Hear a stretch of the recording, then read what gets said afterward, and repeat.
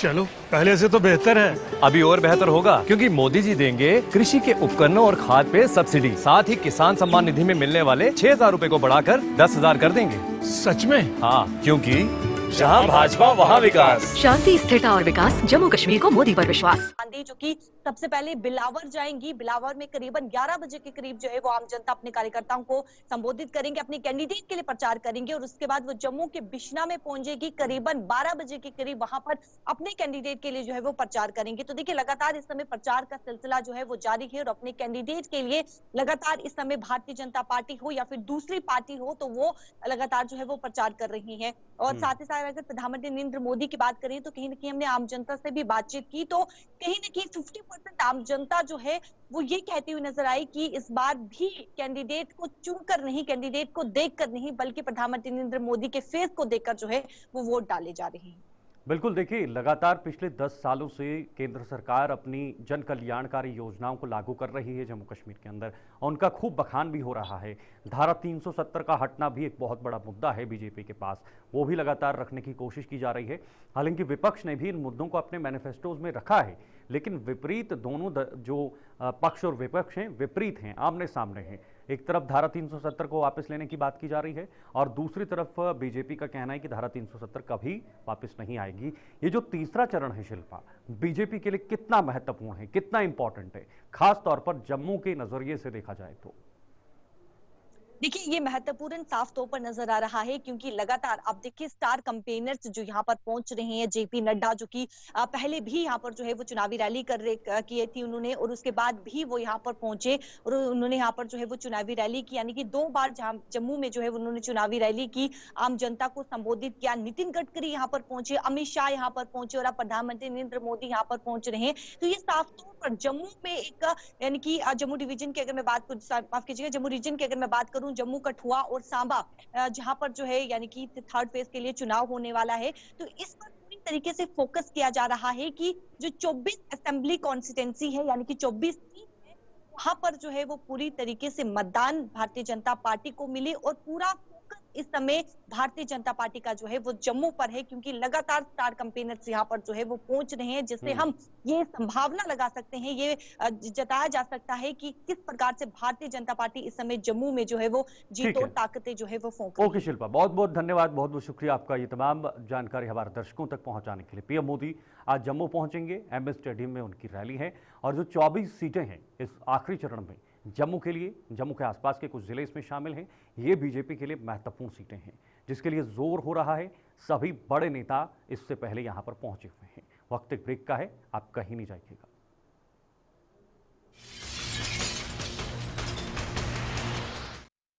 श्रीनगर श्रीनगर श्रीनगर। हमारे जम्मू में इतने टूरिस्ट कब आएंगे? अब आएंगे क्योंकि मोदी जी यहाँ के ऐतिहासिक स्थानों को इंटरनेशनल पहचान दिलाएंगे। मेट्रो और इंटरनेशनल एयरपोर्ट बनेगा, जम्मू बनेगा स्पेशल टूरिस्ट हब। सच में? हाँ, क्योंकि जहाँ भाजपा वहाँ विकास। शांति, स्थिरता और विकास, जम्मू कश्मीर को मोदी पर विश्वास।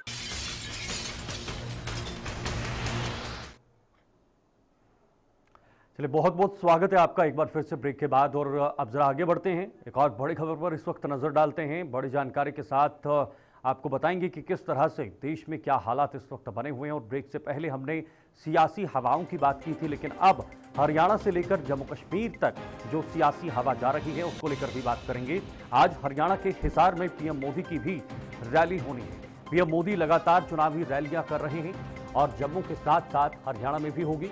विधानसभा चुनाव को लेकर फुल एक्शन में सभी दल नजर आ रहे हैं और हरियाणा से लेकर जम्मू कश्मीर तक ये चुनावी रैलियां नजर आ रही हैं।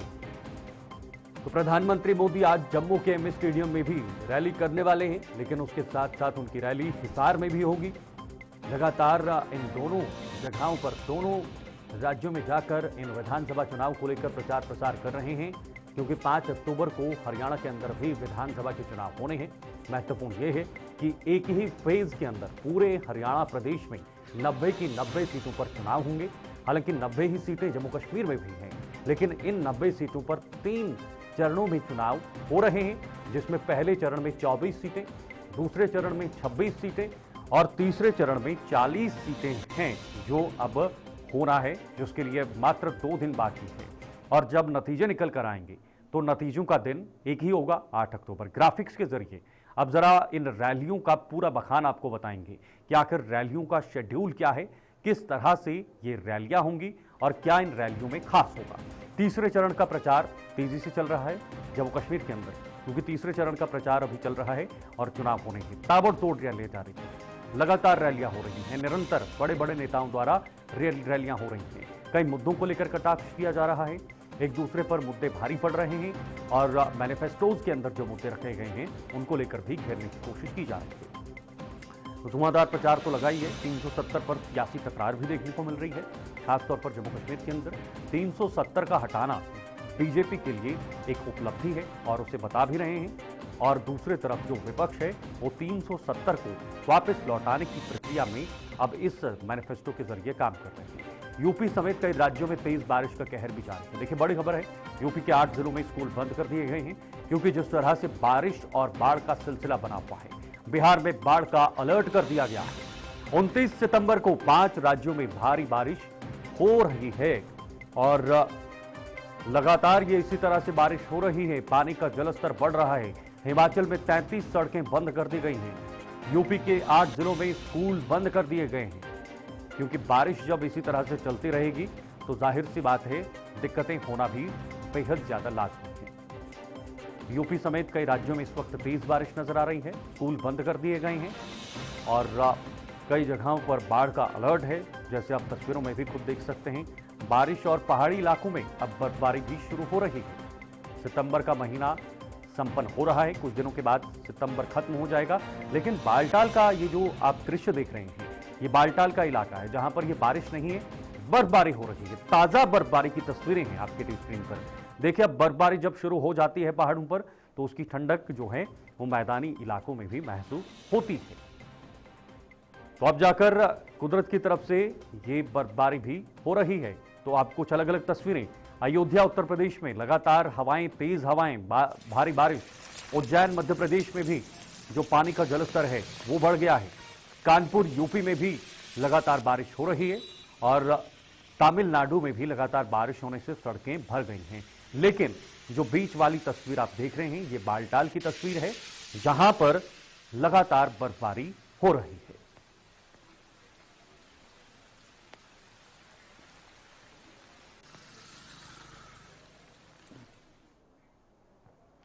चलिए, बाढ़ और बारिश से जुड़ी कुछ अपडेट और ये ग्राफिक्स के जरिए ये पूरी अपडेट आपको देंगे कि आखिर कहां कहां पर इस वक्त अलर्ट जारी किया गया है और क्या सिचुएशन बनी है। बारिश का अलर्ट इन राज्यों में 29 सितंबर को 5 राज्यों में भारी बारिश हो रही है।